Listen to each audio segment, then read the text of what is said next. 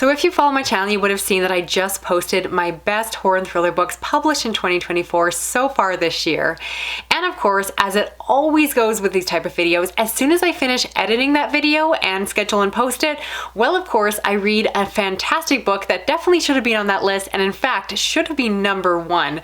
So I'm here to talk about one of the best books published this year so far that I haven't talked about yet, that I definitely should, along with some other new releases. Some are good, some are bad. We're gonna talk about them all, and so if you want to hear some thoughts on some new books and decide which ones you want to pick up, let's get started. First up is Lost Man Slain by Scott Carson, and this is the book that, in my opinion, should have been at the top of my list. And this is obviously a new release. It follows a young man and is set in the 1990s at the beginning of the story, where they are just getting their driver's license and they end up getting this ticket by this police officer in the back seat of the police officer's car. They see this girl crying. It's a very memorable event. And then they find out later that this girl has gone missing, and of course realize that the officer that they thought that they were interacting with was not an officer at all, rather the kidnapper. And so we follow them as they're trying to work with the police to try to track down where this individual has gone. And of course, as a person who is not part of the police force themselves, they really can't do too much. But so more of the story focuses on them dealing with this event, being haunted by this girl's absence, and trying to puzzle it all together. This is one that mixes together so many of my favorite subgenres. It's part mystery. I love a good kidnapping angle. It has supernatural thriller vibes to it, as well as some potential horror elements. And I'm going to leave it up to you to really discover where it falls, because in my mind, that's half the fun, is seeing all these elements come together and just following where the story is going to go. So I had a great time reading it.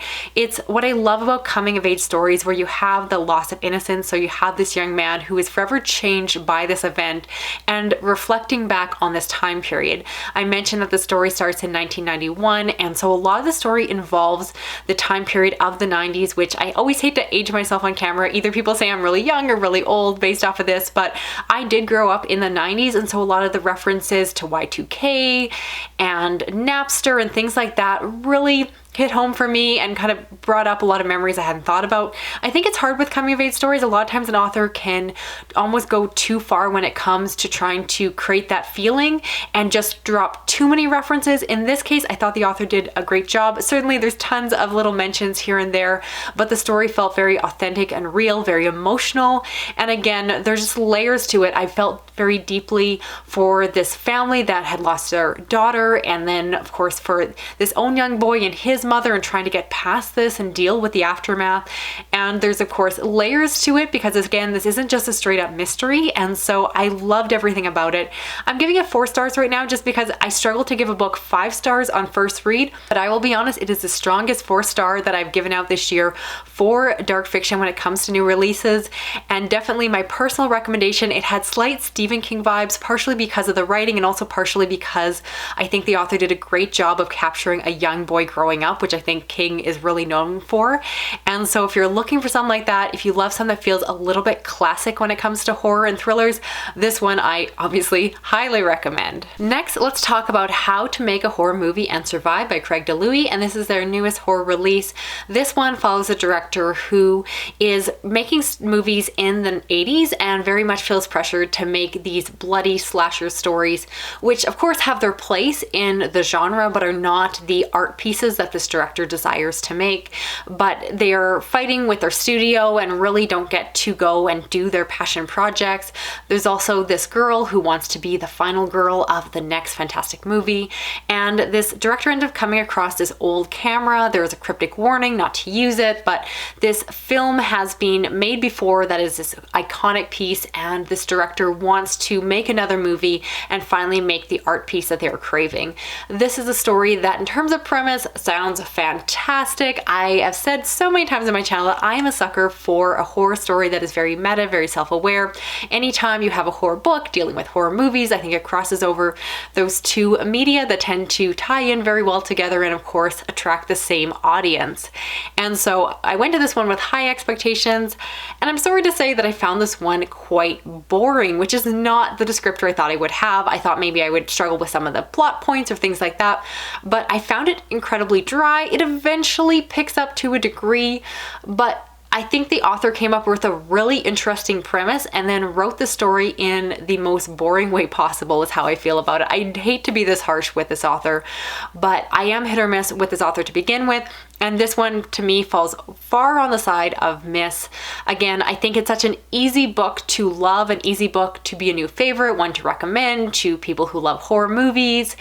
And I don't think I can confidently do that. I think that it was very much a letdown, underwhelming, and really missed the mark when, again, I feel like it was such an easy book to love and I just couldn't. Next up, we have Bury Your Gaze by Tingle, and this is a horror book that follows a screenwriter who is just about to really take off in their career.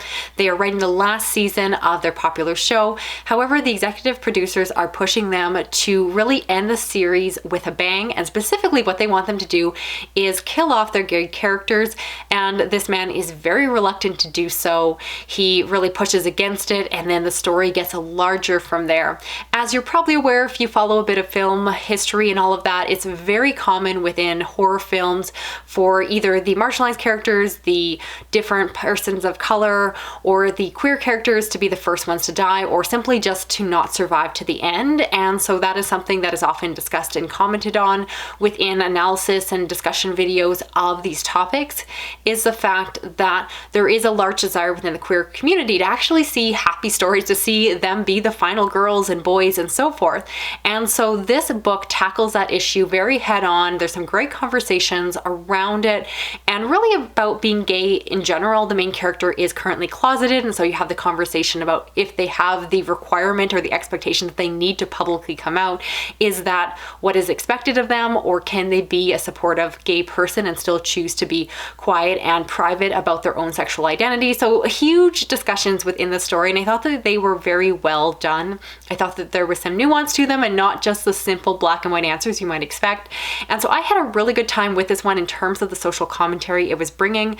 I liked it, but I do admit that in terms of the actual horror elements, if you're coming for a super scary story, I don't think it really packed that punch, at least on the more supernatural level. Instead, I think that the scariness in the story mostly focuses on, again, those real life aspects, that underlying homophobia that is interlaced within Hollywood. So it's scary on that regard, but I think on more of a psychological level, I think that it doesn't necessarily hit the same way that other stories do, and again is more using the platform to tell a really important message. So it really depends what you're looking for in your books. I thought that this one was great because I was kind of looking for that conversation, and I love the nuance that was brought to the story. But again, in terms of scariness, I don't think that this one is going to scare your pants off if that's what you're looking for. I think there are better books to do that, but I think this book definitely deserves its place within the genre and has some interesting things to say. Next is The Body Harvest by M.J. Seidlinger, and this is the same author who wrote Anybody Home, this scary invasion story that I really enjoyed in a previous year, and so I was eager to see what they were going to do next. This story follows a young man and a young woman who meet in this grief group and really bond together. Specifically, they are drawn to deal with their pain by seeking out ways to get sick and ill, and so they pursue that. It's a really weird, messed up topic, and I think in terms of premise, I think it's very compelling and interesting. I imagine because there are so many different illnesses and sicknesses out there that there are those that would actually do this. I think that there's kind of a place for every weird obsession, healthy or in this case very much not, that a person can do. So it was very compelling to explore it, but in terms of the execution, I had a really rough time with this one. I do think the author has a really unique writing style, which I didn't entirely love in Anybody Home, but I thought the story was compelling enough to allow me to kind of look past something that wasn't exactly to my taste. In this case, I found the story and plot to be not as strong themselves, and so the writing style itself really got in the way. I just struggled through it. It felt very weak and, dare I say, amateurish. I didn't have a great time with this one, and again, I don't think the story itself was enough to look past those elements. Sometimes if I'm having a really good time with a story, I can be more forgiving of the author's prose if I just think that I'm having a great time going along with it. But in this case, I wasn't. I didn't love this one. I can't personally recommend it. Such a disappointment because I had high hopes when I requested it for review. Next is Love Letters to a Serial Killer by Tasha Coryell. And this is a story that follows a woman who is really struggling in her life, and she ends up getting pulled into this online message board that studies and tries to solve true crimes. Particularly, the group is focused on one crime case, and she ends up getting pulled into that. She ends up contacting the person who was in jail for those crimes and writing letters to them, and they end up getting involved while she is trying to solve the case and really figure out what is going on and what really happened all that time ago. Eventually within the story, and this is all in the setup, they do get out of prison, and so because they've already formed this relationship with this amateur sleuth, they end up getting together, moving in, and dealing with what they call domestic bliss within the synopsis of the story. Now, of course, the person who is in prison has no idea that this person is being very two-faced to them, and so as they are living together, this person is trying to figure out if this person is the evil serial killer that went to jail for these crimes. Were they actually guilty? So in terms of premise, this one I think is just a really interesting case. I think that I was very excited for it to explore the idea of women writing letters to serial killers and other criminals and really becoming obsessed with them. I think it's a very strange phenomenon. This book, I realized once I actually got it, is not trying to do that. The main character is, again, very much doing this all for a purpose and not simply just in love with them. Instead, really just trying to do anything that they can to figure out what happened and putting themselves in danger along the way. This book is just not what I was expecting it to be. I would describe it more as contemporary fiction rather than a straight up thriller. It kind of walks the line, but for someone who likes stories really dark, this one ended up being more cutesy than I expected it to be. It's more character focused, and really what I wanted is the idea that you would have this character in this house with this other man, and I wanted to feel the suspense, the danger. I wanted to worry deeply for them and just have this razor edge cutting suspense the entire time reading it. Instead, I really didn't worry for them whether or not this person had done these things before. There was a sweetness to their relationship, and again, it was just more relationship focused, more character focused, and not the aspects that I thought this book would be touching on. The ending is really what lost it for me. The author made some choices with an ending that I found just really deflated the entire story, and had I known that would be the ending going into it, I just wouldn't have picked up this book at all because I found it to be really underwhelming and just kind of undid the whole purpose of the story in my mind. It just lost its meaning and became a really light, fluffy story when I wanted it to be so much more. So not a book for me. Your mileage may vary. If you prefer things that are more light and sweet, unlike myself, this book may appeal to you a little bit better. Next, we have to talk about Bodies to Die For by Laura Brand, and this is a thriller that follows a few different perspectives, one being this popular fitness influencer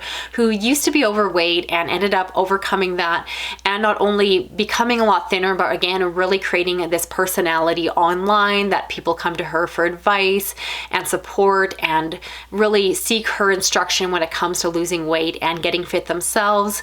However, you find out that things are not as simple as they seem. She has a lot of baggage from her past and really coming to terms and dealing with how her life has changed over these years and how she feels about that. You also have this software engineer who becomes a bit of an online keyboard warrior, and then she decides to really attack those fitness influencers that really focus and celebrate thin culture and really is looking to change the world and bring in more body positivity.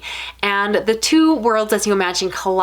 And within that, on top of that, there is a death that starts off this story. Someone is going after these fitness influencers, and possibly the one that we're following might be next, might be responsible for it. We follow it along as the story all unravels. This is one that I picked up very excited. I have mentioned before on my channel that I really love themes of body positivity and also books that address the toxicity of diet and fitness culture and beauty culture, all of that. And so in terms of theme, this book sounded right up my alley, and thankfully it did not disappoint. I ended up really loving this one. I thought it was smart and funny, and particularly where I think it shines is the nuance of how it deals with those conversations. So you might think that the thin person is bad and the fat person is good, or very basic ideas, but instead it gets really dark and twisted. I think that it's funny, and again, still has that thrillery element with the murders happening and trying to piece it all together. And I just found myself gripped in, engrossed, could not stop reading it. I think that if you love these topics as much as I do, this will easily be at least a 4-star read for you. Even if you're not interested in the topics, again, I think it holds up on its own as a thriller because you're trying to figure out who's behind it all. And you just see the train wreck that is happening with some parts of the story in a way that is so much fun. I had a great time with it.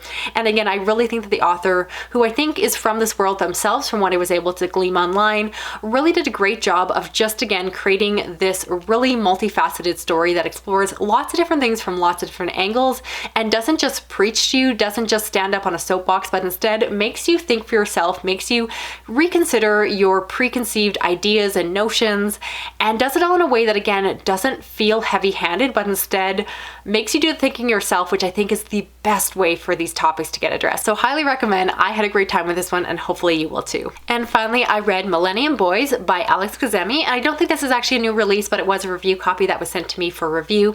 This is a contemporary literary thriller type novel that follows a boy or a teenager and his group of friends living in suburban life. It's set specifically right around the events of Y2K, so it's very much a period piece focusing on privileged, unlikable boys. Now, this is a book that is blurbed by Bret Easton Ellis, and I often say that I really don't tend to pay attention to blurbs. There are some authors, I'm looking at you, Stephen King and Gillian Flynn, that seem to blurb everything. So I usually take blurbs with a grain of salt. However, I don't see Easton Ellis blurbing as many things as other authors, and I've really come to love his book. So I was intrigued to check it out based off of his review, and honestly just because the topic itself sounded really good. I do tend to like these books that are less so traditional thrillers and more just, again, literary pieces that explore unlikable characters and the grittiness of life. And so this is kind of doing the same thing that Bret Easton Ellis tends to do in the past and bring it to more of, again, a millennial focus. And so given my age, again, I thought this book would be really up my alley. Unfortunately, it was not. The biggest thing for me, I think, is the fact that I really dislike the writing. And for an author like Bret Easton Ellis, I think he strives and thrives as a writer who has great prose. I love his style, which is sharp and cutting. And in my mind, this just felt very, again, amateur, very weak. It's very dialogue heavy, but the dialogue is not sharp. Instead, it feels very much like the kind of dialogue that I tend to associate with weaker writers, and it just didn't really have the bite or the focus and stance and the something that is so hard to articulate on camera that really makes a book like this special. I think if you're going to do a book like this that is more of a character study, the characters have to be amazing, the writing has to be gripping, and neither of those parts really worked in the story. So I did not enjoy this one. I gave it a try. Often I like books that are lower reviewed on Goodreads, things that are a bit more counterculture, all of that. But in this case, unfortunately, I very much agreed with the other reviewers. I thought this book fell flat and I had a very poor time with it. So that's it for this video here. I'd love to know of the books I talked about. Which ones are you planning on checking out for yourself? And also, please feel free to recommend me any horror thriller books published this year that you want me to get to before I do my end of the year list. I know at least one of you told me to pick up Scott Carson's book, and what a delight that was. So you all have the best recommendations. People ask me where I find the books that I read, and most of the time the answer is all of you, so thank you for that. Love to have you stick around, subscribe if you haven't already, because apparently about 70% of you lurk on my channel and never hit the button, so check if you have already. And if you want to stick around, appreciate that. If you want to hit the thumbs up button, appreciate that too. You can hit that little notification bell. Otherwise, I'll talk to you again soon. Okay, bye-bye.